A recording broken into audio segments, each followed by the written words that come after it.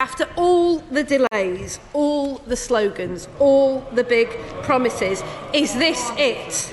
Is this really it?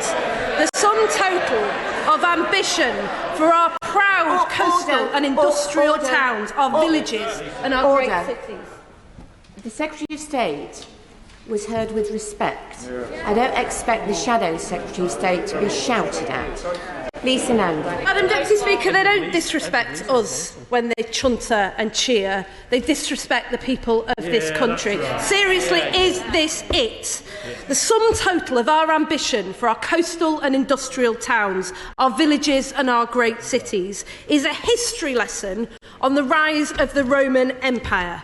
A minister scurrying around Whitehall, shuffling the deck chairs, cobbling together a shopping list of recycled policies and fiddling the figures. Is this really it?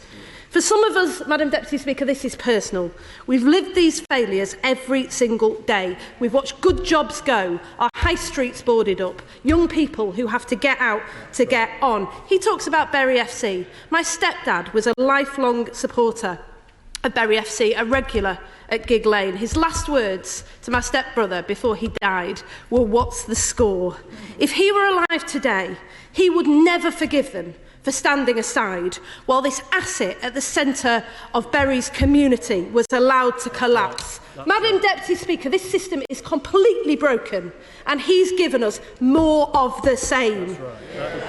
This was meant to be the Prime Minister's defining mission of government. I'm not surprised he was too embarrassed to come here today and to defend it himself. It's so bad that even the Secretary of State has privately been saying that it's rubbish. They tell us to wait till 2030, but where have they been for the last 12 years? And well, I'll tell them where. In Whitehall, turbocharging the decline of our communities, cutting off choices and chances for a generation of young people. Well, he talks about 12 missions. This is 12 admissions of failure. Let's take one of them. Only 2/3 of children leave primary school with the basic skills to get on. Forgive me if I've missed something, but wasn't he the Education Secretary for 4 years? What about this? They want to tackle crime, but on their watch, fewer than 1 in 10 crimes are solved, and nearly all rapes go unprosecuted. Anyone would think, listening to this, that he wasn't in charge of the Justice Department. This is a government in freefall, out of ideas, out of energy, recycled, watered-down ambitions, and none of it is new. In fact, some of it so old that one of the better announcements that caught my eye was actually made in 2008 by Gordon Brown, and it's been running ever since. Across our hometowns, we've seen good jobs disappear and far too many young people that have to get out to get on. This does nothing to address that. He talks about a Medici-style renaissance, but can't he see what's happening in front of his eyes? Our high streets are struggling because the local economy is struggling. People don't have money to spend in our shops, our businesses, our high streets, and they're about to hike up their taxes.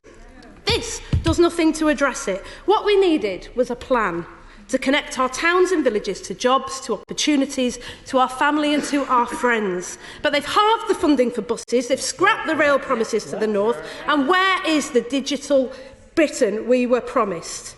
Madam Deputy Speaker, we don't need to look to Rome, Jericho or Renaissance Florence for inspiration, because in Preston, Wigan and Grimsby, people are delivering real change for themselves, not because of their government, but despite it. Imagine what we could do if they would get out of the way and give us back the power that we demand to make decisions for ourselves. Well, she laughs. They do laugh. They've been laughing at us for years, and here it goes again.